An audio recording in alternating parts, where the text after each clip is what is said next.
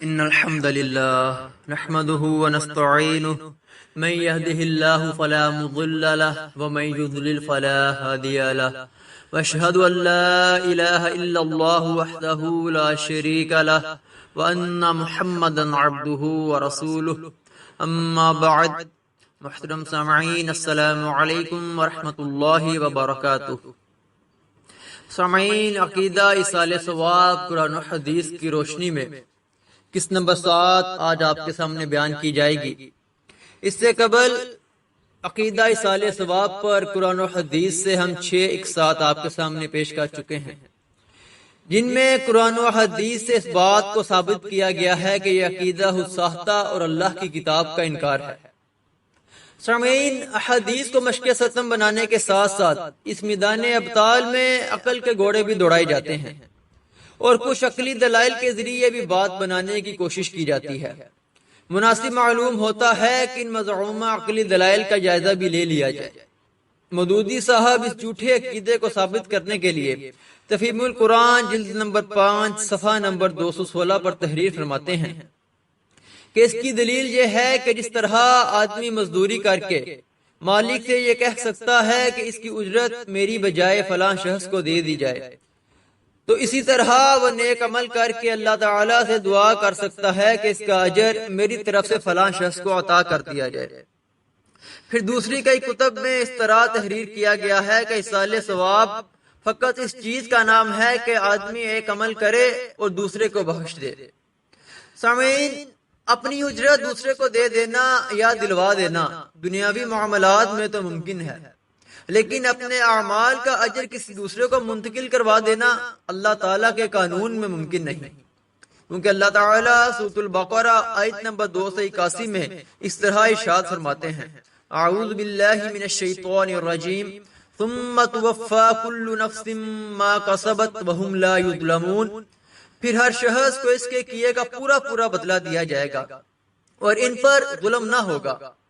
آیت نمبر 286 میں ارشاد فرمایا: لا یکلف اللہ نفسا الا وسعها، اللہ کسی کو اس کی طاقت سے زیادہ تکلیف نہیں دیتا۔ لہا ما کسبت وعلیہا ما اکتسبت، جو کوئی نیکی کمائے گا تو اسی کے لیے ہے، اور جو برائی کرے گا اس کا نتیجہ بھی خود ہی بھگتے گا۔ سورہ یونس آیت نمبر 50 میں ارشاد فرمایا: هل تجزون الا بما کنتم تکسبون، تم انہی اعمال کا بدلہ پاؤ گے جو تم دنیا میں کرتے رہے ہو۔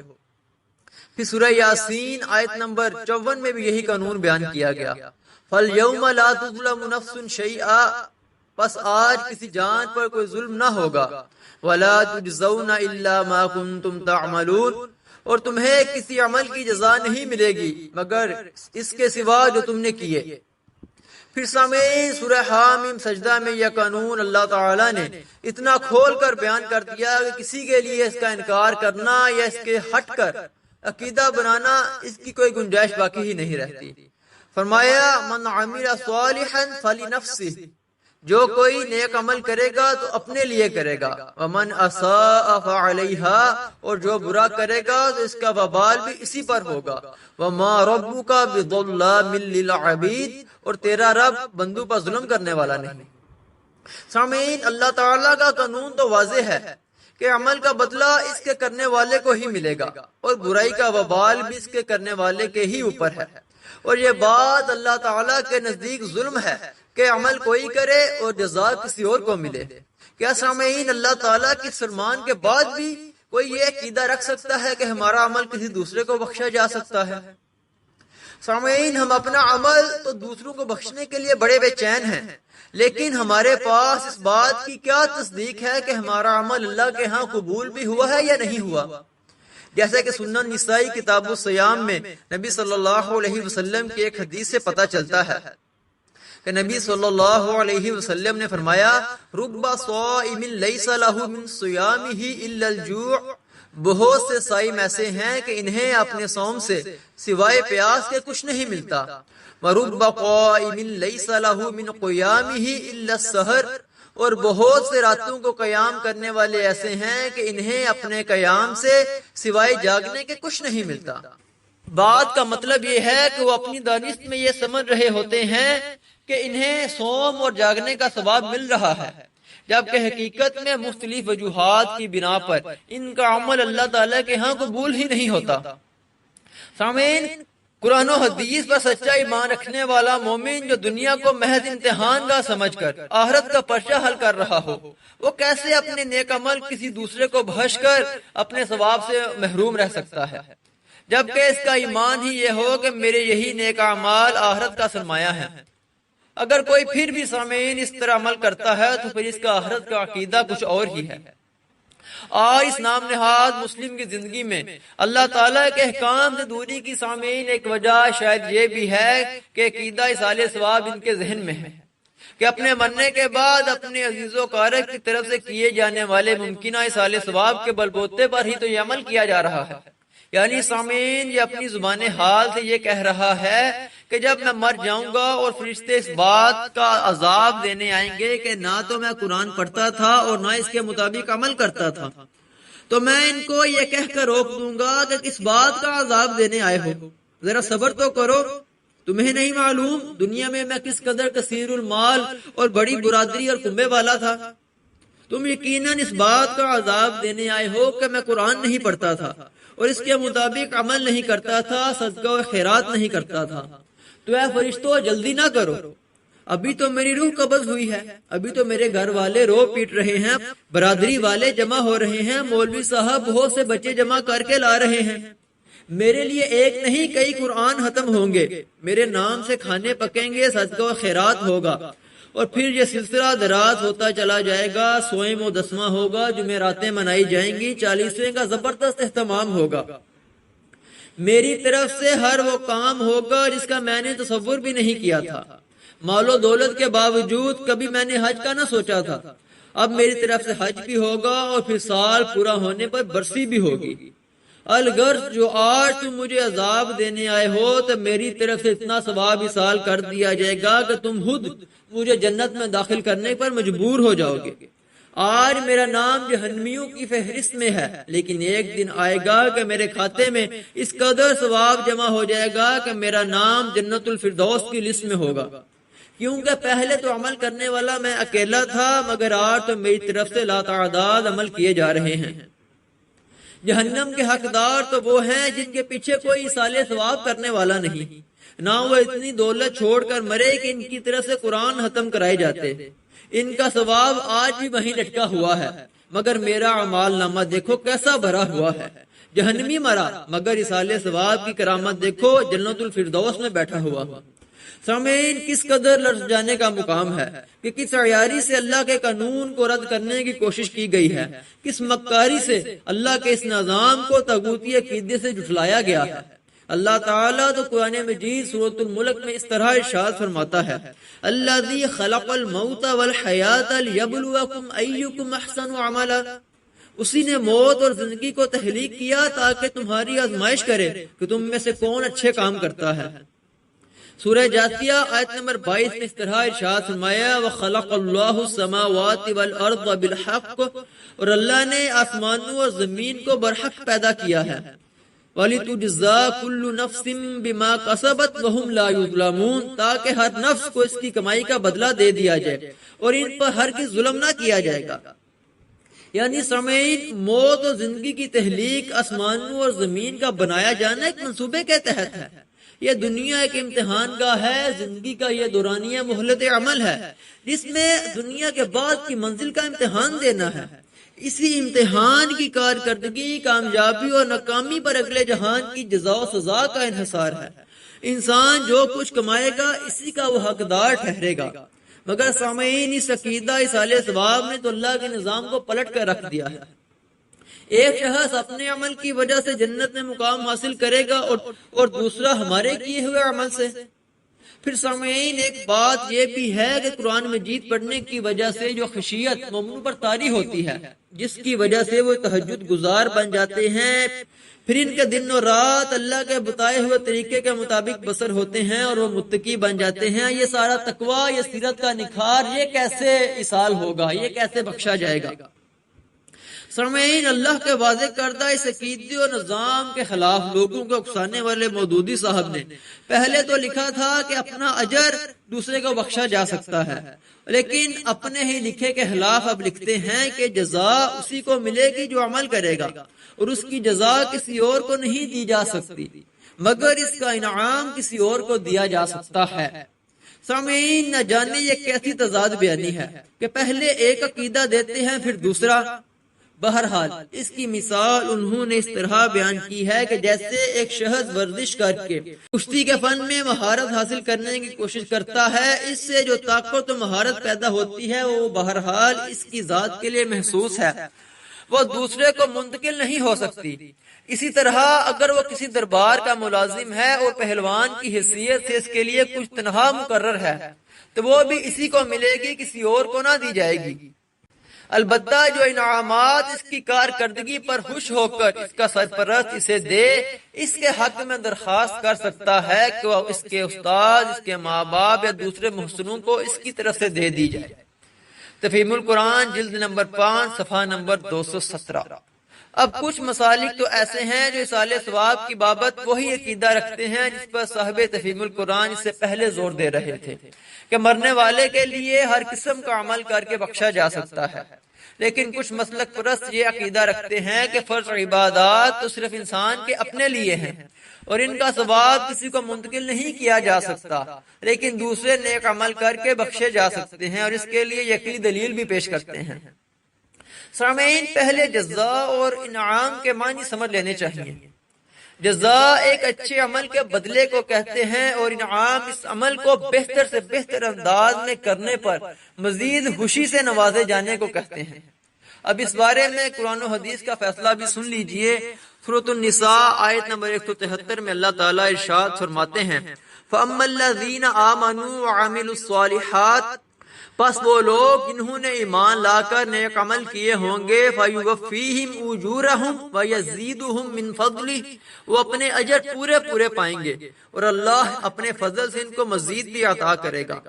سورہ فاطر آیات نمبر 19 اور 20 میں ارشاد فرمایا ان الذین یتلون کتاب اللہ، وہ لوگ جو اللہ کی کتاب کی تلاوت کرتے ہیں، واقاموا الصلاۃ، اور صلاۃ قائم کرتے ہیں،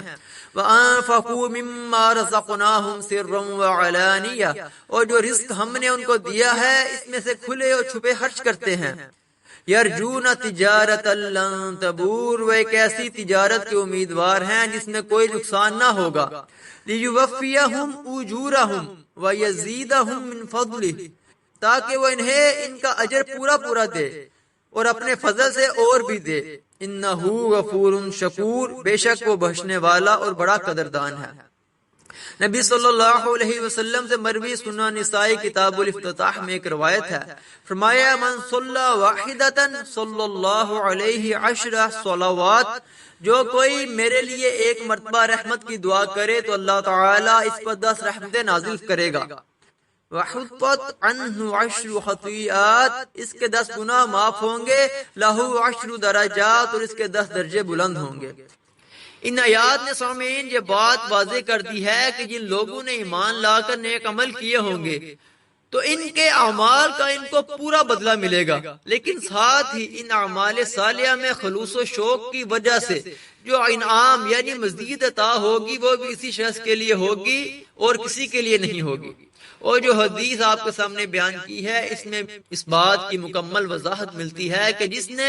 نبی صلی اللہ علیہ وسلم کے لیے رحمت کی دعا کی یعنی عمل کرنے والا، تو اس کا اجر یعنی 10 نیکیاں اسی کو ملیں گی، اور اس کے ساتھ ہی انعام یعنی 10 گناہوں کی معافی اور 10 درجات کی بلندی بھی اسی کو ملے گا۔ تو سامعین یہ معلوم ہوا کہ جزا ہو یا انعام، دونوں کے عطا کیے جانے کا سبب عمل کرنے والے کا اپنا عمل ہے۔ اس لیے سامعین یہ بات ثابت ہوئی کہ اصالہ ثواب کے جواز میں پیش کیے جانے والے جزا و انعام کے فلسفے کی حیثیت محض باطل ہے۔ کیا ایک یوم آخرت پر ایمان رکھنے والا شخص اپنے ایک ایک عمل کی حفاظت کرتے ہوئے اپنے رب کی طرف سے زیادہ انعامات کا طلبگار ہوگا، یا نہ قدری اور نہ شکری کی روش اختیار کرتے ہوئے شان بے نیازی سے ان انعامات کو دوسرے کے منتقل کرنے کی درخواست کرے گا؟ سامعین، ایک عقیدہ جب قرآن کے خلاف ہے تو اپنی غلطی کو تسلیم کر لیا جائے اور اللہ سے معافی مانگتے ہوئے اپنی اصلاح کی جائے، لیکن ہوتا یہ ہے کہ اپنے اس غلط عقیدے کو ثابت کرنے کے لیے طرح طرح کی منطقیں گھڑی جاتی ہیں اور ہر ممکن کوشش کی جاتی ہے کہ کسی طور اس کو ثابت کر دیا جائے۔ سامعین، قرآن و حدیث کے حوالوں سے یہ بات اب مکمل طور پر واضح ہو گئی ہے کہ اس من گھڑت عقیدے کے حق میں دیے جانے والے عقلی دلائل حقیقت میں عقلی فطور اور عقلی فقدان کا شاہکار ہے۔ مودودی صاحب کی طرف سے پیش کردہ دلیل کے ایصال ثواب منی آرڈر کی طرح ہے تو اس کی حیثیت محض ایک فریب کارانہ جسارت ہے جس پر بحث کرنا وقت کا ضیاع ہے۔ سامعین، رائج الوقت ایصال ثواب کے اختیار کیے جانے والے طریقوں میں قرآن خوانی کی رسم کو سب سے زیادہ لازمی سمجھا جاتا ہے۔ جہاں کوئی میت ہوئی فوراً اس کا اہتمام شروع ہو جاتا ہے۔ اس رسم کو اس قدر رواج دے دیا گیا ہے کہ گویا یہ دین کا ایک حصہ معلوم ہونے لگی ہے۔ اس کو غلط سمجھنے کا تو کسی کے ذہن میں کوئی تصور ہی نہیں، بلکہ سب ہی اس کی فضیلت کے قائل ہیں، جس کا اندازہ اس عمل پر تسلسل اور تکرار سے لگایا جا سکتا ہے۔ سامعین، اس کے لیے باقاعدہ پارٹیاں بنی ہوئی ہیں جن کا کام ہی قرآن خوانی کرنا ہے اور اس کی وہ باقاعدہ اجرت بھی لیتے ہیں۔ بعض جگہ مولوی صاحبان نے تو اس کو باقاعدہ کاروبار کی شکل دے رکھی ہے۔ ان کو آرڈر دے دیا جاتا ہے اور وہ گاڑی بھر کر مدرسے کے طلباء کے ساتھ جائے مطلوبہ پر پہنچ جاتے ہیں اور دیکھتے ہی دیکھتے مطلوبہ تعداد میں قرآن ختم کر دیے جاتے ہیں، کھا پی کر اپنی فیس وصول کر کے اگلی بکنگ پر چلے جاتے ہیں۔ سامعین، قرآن کریم اللہ تعالیٰ نے نبی صلی اللہ علیہ وسلم پر اس لیے نازل فرمایا تاکہ وہ لوگوں کو اللہ تعالیٰ کے احکامات سے آگاہ فرمائیں۔ نبی صلی اللہ علیہ وسلم نے صحابہ کرام رضی اللہ تعالیٰ عنہم اجمعین کو اس کی تعلیم دی، انہیں اس کے پڑھنے کا طریقہ بتایا، اس کی مختلف صورتوں اور آیات کے فضائل بتائے۔ یہ ساری باتیں سامعین احادیث کی کتب میں موجود ہیں جو طوالت کے باعث یہاں آپ کے سامنے بیان نہیں کی جا رہی۔ صحابہ کرام رضی اللہ تعالیٰ عنہم اجمعین ان سب پر عمل کرنے والے تھے۔ وہ راتوں کو اٹھ اٹھ کر تہجد کی صلاۃ میں اور اس کے علاوہ بھی نہایت خشوع و خضوع سے اس کی تلاوت کیا کرتے تھے، لیکن ایسی کوئی حدیث نہیں ملتی کہ نبی صلی اللہ علیہ وسلم یا صحابہ رضوان اللہ اجمعین میں سے کسی نے بھی اس انداز میں قرآن خوانی کی ہو۔ لہذا سامعین، اس کے بدعت ہونے میں کوئی شک نہیں۔ افسوس اس بات کا ہے کہ جب علم کے ان پہاڑوں کو اس بدعت کے بارے میں بتایا جاتا ہے تو بجائے یہ کہ یہ اللہ سے ڈرتے ہوئے اس بدعت سے رجوع کریں، الٹا اس کا دفاع کرنے لگتے ہیں۔ اپنے فعل پر نادم ہونے کی بجائے اس کے درست ہونے پر اصرار کرتے ہیں اور بڑے سفیہانہ انداز میں یہ کہتے ہیں کہ اس وقت قرآن جمع نہیں ہوا تھا۔ افسوس یہ ہے کہ سامعین، یہ لوگ اس بدعت کی دلدل میں اس قدر دنسے ہوئے ہیں کہ ان کو اتنی سی بات بھی سجائی نہیں دیتی کہ قرآن نبی صلی اللہ علیہ وسلم کے قلم مبارک پر تو نازل ہوا تھا۔ پھر صحابہ کرام رضی اللہ تعالی عنہم اجمعین کی ایک بڑی تعداد حافظ قرآن بھی تھی۔ کیا قرآن خوانی کے لیے ضروری تھا کہ کاغذ کے پاروں کو دیکھ کر ہی پڑھا جائے؟ کیا وہ لوگ قرآن خوانی نہیں کر سکتے تھے؟ ان کی اس بات کو تسلیم بھی کر لیا جائے تو اس رسم کو اس وقت تو رائج ہو جانا چاہیے تھا جب ابو بکر اور عثمان رضی اللہ تعالی عنہما کے زمانے میں دلوں میں محفوظ قرآن اور مختلف جگہوں پر مکتوبہ قرآن کو یکجا کر کے کاغذی شکل میں جمع کر لیا گیا تھا۔ اس دور میں ہی نہیں بلکہ بعد کے دور میں بھی اس قرآن خوانی کی رسم کا کوئی وجود نہیں ملتا۔ لہذا سامعین، یہ ایک بدعت ہے اور ہر بدعت کا انجام بھی جہنم ہے۔ سامعین، اس موضوع پر دیے جانے والے تمام دلائل کا جائزہ قرآن و سنت کی روشنی میں آپ کے سامنے رکھ دیا ہے۔ اب سامعین، یہ موضوع مکمل ہو گیا ہے۔ اللہ تعالی ہمیں قرآن و حدیث پر سمجھنے اور اس پر عمل پیرا ہونے کی توفیق عطا فرمائے۔ اقول قولی ھذا واستغفر اللہ لی ولکم ولسائر المسلمین والمسلمات۔